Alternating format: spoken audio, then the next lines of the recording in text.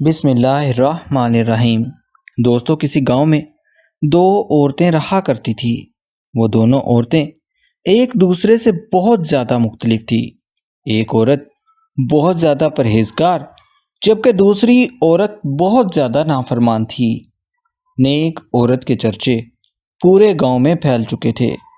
وہ ہر وقت اللہ تعالیٰ کی عبادت کیا کرتی تھی جبکہ دوسری عورت ہر وقت گانے گایا کرتی تھی۔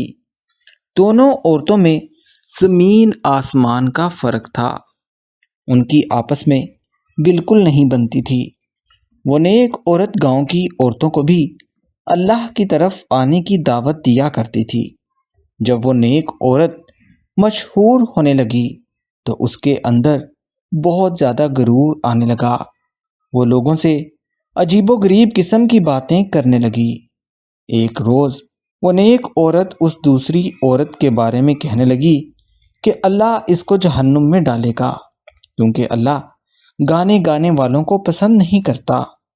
اس نیک عورت کی وجہ سے گاؤں کی دوسری عورتیں بھی اس عورت سے نفرت کرنے لگی جو گانے گایا کرتی تھی۔ وہ نیک عورت لوگوں سے کہتی کہ میں بہت زیادہ اچھے اعمال کرتی ہوں، 5 وقت کی نمازیں پڑھتی ہوں، اس لیے اللہ مجھے جنت میں داخل کر دے گا۔ اس عورت کے اندر اس قدر غرور آ چکا تھا کہ جو کچھ بھی اس کے منہ میں آتا وہ اکثر بول دیا کرتی۔ دن ایسے ہی گزرتے رہے۔ وہ نیک عورت گانا گانے والی عورت کو بلا برا کہتی رہی، لیکن وہ عورت اس نیک عورت کی کسی بات کا جواب نہیں دیتی تھی۔ وہ سب لوگوں سے یہی کہتی کہ اللہ بہت غفور الرحیم ہے، وہ بخشنے والا ہے، مجھے معاف کر دے گا۔ لیکن لوگ اس کی یہ بات سن کر اس کا مذاق اڑاتے اور اس سے کہتے کہ تم تو گانے گاتی ہو، اللہ تمہیں جنت میں ہرگز داخل نہیں کرے گا۔ دن ایسے ہی گزرتے رہے۔ ایک روز وہ گانے گانے والی عورت پیدل کسی دوسرے گاؤں میں جا رہی تھی۔ اچانک اس کی نظر ایک کتے پر پڑی۔ وہ کتا شدید زخمی حالت میں تھا۔ ایسا لگ رہا تھا جیسے وہ کسی گاڑی سے ٹکرایا ہو۔ جیسے ہی اس عورت نے اس کتے کی طرف دیکھا وہ اس کی طرف بھاگی۔ اس نے کتے کو پانی پلانے کی بہت زیادہ کوشش کی لیکن اسے کوئی چیز نہیں مل رہی تھی جس میں وہ کتے کو پانی پلا سکے۔ اچانک اسے خیال آیا۔ اس نے اپنا جوتا اتارا، اس میں پانی بھر کے لے آئی اور کتے کو پلایا۔ اس نے اپنے دوپٹے سے کتے کی زخمی ٹانگ کو باندھ دیا۔ وہ کتے کے ساتھ اس طرح برتاؤ کر رہی تھی جیسے وہ کتا نہیں بلکہ کوئی انسان ہو۔ کتا بھی اس نیک عورت کی طرف دیکھتا اور اس کا شکریہ ادا کرتا۔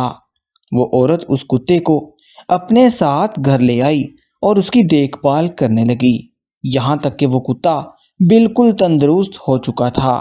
اب وہ کتا اس عورت کا بہت زیادہ وفادار بن چکا تھا۔ دن ایسے ہی گزرتے رہے اور وہ عورت کچھ دنوں کے بعد بیمار ہونے لگی۔ دیکھتے ہی دیکھتے وہ عورت اللہ کو پیاری ہو گئی۔ گاؤں میں سے کچھ ہی لوگ اس کے گھر افسوس کرنے گئے۔ اس نیک عورت نے اس کے گھر جانا بھی گوارا نہ کیا۔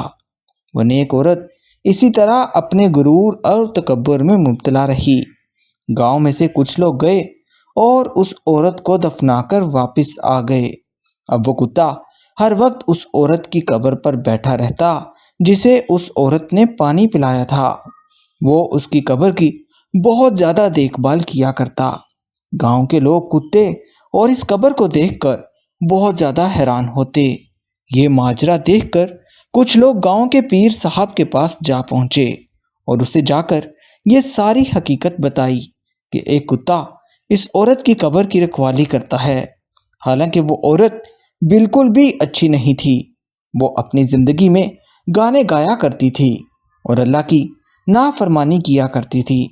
اس پیر صاحب نے آسمان کی طرف دیکھا اور اپنی دونوں آنکھیں بند کر لی۔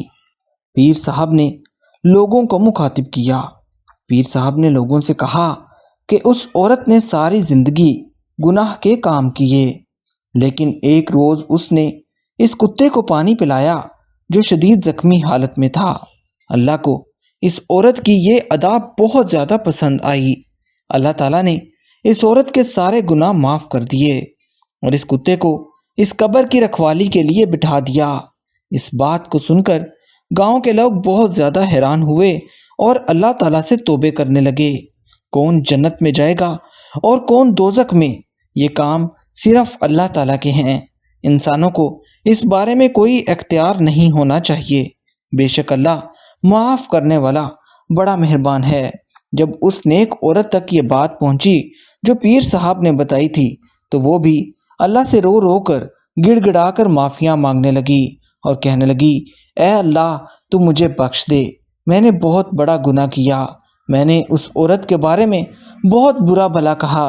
اے اللہ تو بڑا غفور الرحیم ہے، جس طرح تو نے اس عورت کی بخشش کی، اے اللہ تم میری بھی بخشش فرما۔ دوستو، کہانی اچھی لگی ہو تو ہمارے اس چینل UA وائس کو سبسکرائب کر لیں تاکہ ہمارے آنے والی ہر نئی کہانی کا نوٹیفیکیشن آپ کو بر وقت مل سکے۔